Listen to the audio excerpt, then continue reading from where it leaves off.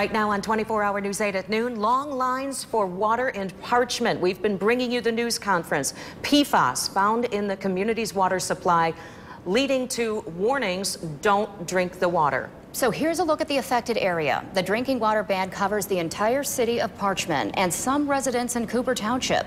That's about 3,000 people. 24-hour News 8's Lindsay McComal has been at Parchment High School all morning where water is being passed out to residents. Lindsay, what's it like out there?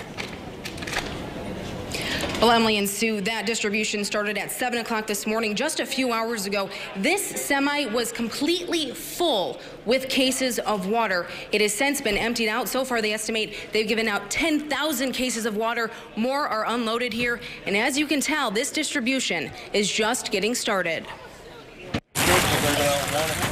First thing Friday morning, those among the 3,000 people on the Parchment water system lined up at Parchment High School for bottled water. We got 2 cases of water here for you today. The line of cars have kept coming all morning. Good morning, ma'am. Some of the volunteers passing out the water include players from the Parchment football team. We have football camp this week, and we knew this happened yesterday, so we practice servant leadership, and this is a great example of how to do that. We volunteer as much as we can, and they did it without me telling them. I'm shocked at how well they have it organized and the number of kids and adults and volunteers that they have. Very easy. It is a little nerve-wracking to know that how long has it been potentially harmful. So it's nice to know that they've made it as easy as possible. So far, hundreds of cases have been passed out to residents. Most are trying to remain realistic about the contamination. And just roll with the punches. You can't get upset. I know the store's got some, and that's what I have to just deal with it. Several questions remain, though. Why is PFAS in Parchment water? How long has it been there? And does it spread to private wells as well?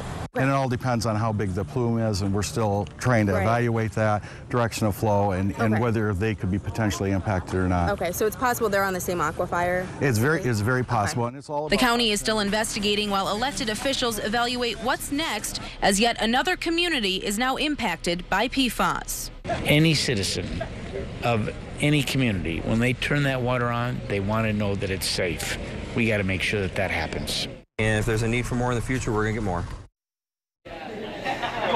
Now, the Kalamazoo Township Police Chief estimates they have enough water here for 10 days worth for the more than 3,000 people affected by this. Again, this distribution site at Parchment High School, you can come here until 8 o'clock tonight to pick up that bottled water. Back to you guys. Okay, Lindsay, thank you. And of course, we just heard from officials in that news conference that they are going door to door to make sure everyone gets the word about this, not to use the water. So let's go to 24-hour News 8's Brady Gillum, who just got an update on the situation there. Brady? Well, that's right. This news conference ended just about 10 minutes ago here at Parchment High School, of course, in Parchment. And we learned a few things.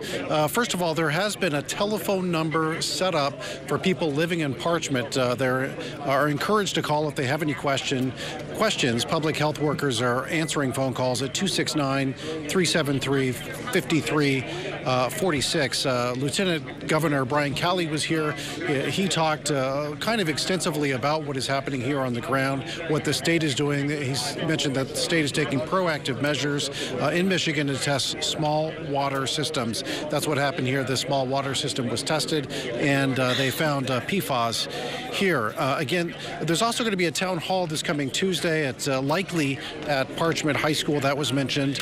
In addition, Jim Baker talked. He's the utilities director for the city of Kalamazoo. He talked about how the city is going to flush out this Parchment's water system. He called it the saline to clean the wound, essentially. As far as a timeline, he didn't know. He wouldn't say because he didn't know how long that's going to take. He said it could take up to several weeks for that to happen. Again, there's no timeline for that. As far as residential wells, they are going to sample some wells. As far as how many, we don't know at this point. They are working to find out where these PFAS came from. That process could take days, if not months. But here's a little bit of what was said at the news conference. We're working with the local health department and the rest of our partners. We're trying to understand which wells are present within a 1 mile radius around the impacted municipal wells. At this point in time, we're not saying we're going to sample all of those wells, but what we're trying to do is we're trying to develop a well-crafted, well-thought-out, expedited, and swift action to be able to go out and sample the wells that we believe there may be some concern. Now, again, the Parchment High School team is handing out water here at Parchment. This is Parchment football team at Parchment High School. Reporting live in Parchment, Brady Gillum, 24-hour News 8. Okay, Brady, thank you. Not all residents can get to the high school to get the water, though. A hotline has been set up for people who need help. You can call the number on your screen. It is 269-373-5346 and arrange to have it delivered. So this is a new number. We're told the 2 numbers given out last night and this morning should no longer be used. There is that number again, 269-373-5346.